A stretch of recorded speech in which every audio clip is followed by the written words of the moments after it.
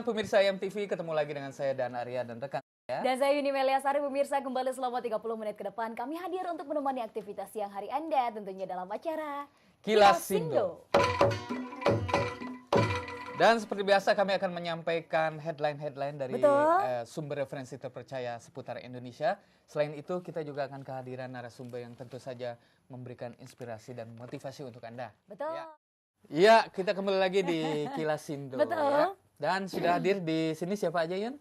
Ini adalah teman-teman ya, kan tadi Akang bilang yang belia, yang muda, angkatan aku semua. Oh, masih gitu. muda-muda kita, udah Iya, sukses jadi berarti pengusaha. di atas saya semua ya, ini angkatannya ya. Selamat datang di studionya Kilas Sindo. Yang pertama kepada Lucky, ini adalah teman lama, benar-benar teman lama banget. Dan sekarang beliau datang dengan kesuksesan yang luar biasa. Ya, di sebelah kanannya Lucky juga sudah hadir. Mungkin pemirsa udah pernah ketemu ya sama Bella. Bella juga sekarang hadir. Mereka ini adalah pengusaha atau Orang-orang entrepreneur. yang berada di balik dari Kesuksesan tempe Tempe gila, Gila, ya, ya. atau juragan tempe ini. Betul. Nah, sekarang dengan Lucky dulu kita ngobrol ya. Lucky yang pertama sebagai penggagas makanan tempe gila ini ya. Itu sejak kapan gila? Maksudnya sejak kapan punya ide ini? Bisa cerita sedikit. Awalnya gini Kang, mungkin karena perjuangan hidup juga. Dulu waktu bareng-bareng Yuni masih enak-enak tuh hidupnya.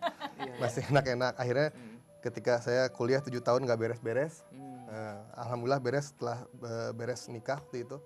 Dan ya itulah perjuangan seorang laki-laki berubah ketika sudah menikah kan. Punya tanggung jawab. Dan di situ kuliah beres, tapi nggak ada kerjaan. Iya. Jadi terlalu masa mudanya di main-main nggak ini. Akhirnya dari situ saya mulai mikir, saya harus ngasih makan anak istri kan gitu. Sedangkan saya tuh makan enak tuh cuma Sabtu Minggu akhirnya berubah. Kalau dulu biasanya setiap hari sama teman-teman dulu bisa enak, akhirnya Sabtu Minggu itulah hari dimana istri saya nari Kang, sebagai penari upacara adat Sunda. Jadi kalau saya nganter makan perbaikan gizi kenyang gitu. Kirain bayar sendiri. Oh, enggak, Ternyata enggak. di undangan. Diundang. Ya Allah. Ya, jadi istri saya nari, saya makan kuliner muter-muter. Iya. Selebihnya dari Senin sampai Jumat saya makannya Indomie berdua. Jadi pernah satu hari istri saya kan tahu kan saya senang makan gitu. Ayah masih lapar. Iya bun, itu ada air galon masih penuh ya minum aja. Kan kurang ajar kalau istri kayak gitu. Masih lapar masih kasih air galon. Akhirnya perjuangan itu berlanjut ketika saya udah punya anak. Lulus kuliah akhirnya saya nyobain. Saya dulu juga ngorder baju keliling. Iya. Jadi sebelum tempe ini saya ngorder baju keliling. Buah Batu itu tempat di mana saya berteduh gitu. Jadi siang-siang jam 12 sampai jam 2 tuh saya naik motor. Saya juga sempat di pembalut Kang. Sebagai reseller. Saya ikut MLM, boleh saya sebut nggak? Jangan ya? Jangan. Itu satu MLM yang dia punya ion itu kan biar nggak. Saya tuh berangkat jam 8 pagi, pulang jam 4 subuh. Ternyata istri saya nggak. Naon wae itu jam 8 pagi sempat. Itu apa namanya? Ya pokoknya Jualan, usaha gitulah. usaha. Nggak jualan saya nyari prospek gitu kan, Ya. MLM kan. Akhirnya di tempat-tempat makan di mana sampai dihinain orang, dilecehin orang, sampai tetangga pun bilang saya pengangguran. Ya. Sampai keluarga pun, keluarga saya semua PNS semua. Saya doang yang murtad satu orang mungkin keluar dari situ. Akhirnya Teka bengeut. tong gitu kan. Saya tuh fans Akang dari kecil. Tuh Kang, kita kecil aja udah ngefans sama Akang. Iya. Berarti betapa Akang Sekarang senior kita mulai. banget. Saya muda banget kalau gitu. Kita muda banget kita. Nggak ada yang kesinggung. Kembali lagi ke riwayat. Akhirnya karena kerja nggak keterima kemana-mana, akhirnya saya mutusin untuk ikut kerja di mertua Kang. Saya bangun jam 4 subuh, buka toko jam 6 sampai jam 6 lagi, dibayar 30.000 sehari. Jadi ngejaga toko. Jaga gitu ya? toko oleh-oleh di Kosambi. Hmm. Tapi saya pikir kalau gini-gini terus gimana mau cukup ya gitu. Ya.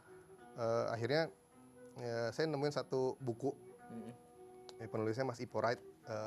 Saya baca di situ kalau saya harus flashback ke masa lalu saya dulu gitu. Karena masa lalu saya benar-benar kelam lah. Maksud saya nggak bandel mabok atau yang lain narkoba. Saya bandelnya ke perempuan dulu. Saya jujur kemanapun saya pergi saya bilang ini. Karena biar teman-teman di luar sana jangan sampai ngelakuin hal yang sama saya sampai nanti dosanya diakumulasi setelah menikah. Ya, jangan sampai teman-teman juga bandel ke perempuan ya. Iya. Ke laki-laki Apalagi. aja. Akhirnya setelah menikah saya sadar kalau wah ini Oh kayak gitu, kayak gila gue baru tahu sih. baru tahu. Kan dulu kita bareng-bareng waktu itu. Bukan korban, bukan. Bukan. Oh, bukan. Saya yang salah satu yang Teman menasehati. saya yang korban Yuni Bang. Akhirnya saya baca buku itu, saya flashback lagi. Oh iya, saya banyak salah sama orang tua pun saya banyak salah. Di mana waktu 7 tahun itu saya kuliah, saya banyak ngabisin karena masa yang nyaman, saya ngabisin itu. Dan ketika orang tua saya pensiun, saya udah nggak bisa bayar kosan. Bayar kuliah juga mama jual emasnya. Dari situ saya kenal sama istri saya yang sekarang. Proses untuk nikah cuma 2 bulan. Karena saya pikir saya udah nggak harus main-main lagi nih, udah serius. Akhirnya saya nikah.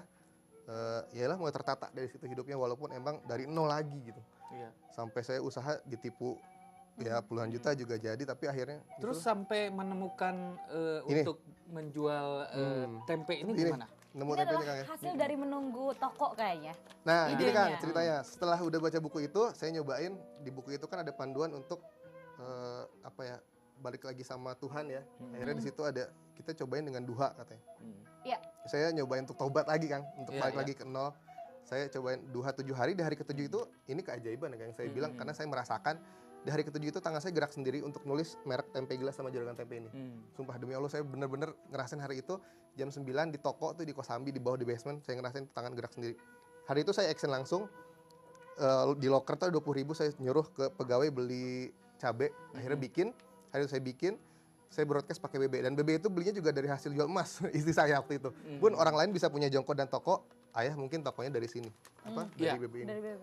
Luar biasa Dan ya. langsung- Ini apa namanya, sebuah perjuangan yang akhirnya menghasilkan sekarang ini satu Produk. produk yang banyak dikenal oleh warga Bandung. Betul. Nah, kita akan break dulu. Mohon maaf untuk Bella dan Yuni nggak kebagian ngomong. Lucky yang ngabisin. Lucky yang ngabisin. Udah 7 tahun aku gak ketemu emang sama Lucky. Tapi Ki, Iya. kuduna kieu Ki. Baheula pas 7 tahun tuh lulus, harusnya lu langsung ikut sama gua. Jadi lu teh gak usah susah waktu itu Oh Ki. iya ya. Bagi ancur nih ujung mana. Ya, kita akan balik nanti sesudah yang satu ini di segmen berikutnya. Kan tadi Lucky dengan saya yang banyak bicara nanti kedua ya. Yuni sama Bella ya. Ya, jangan kemana-mana, tetaplah di Kilas Sindo.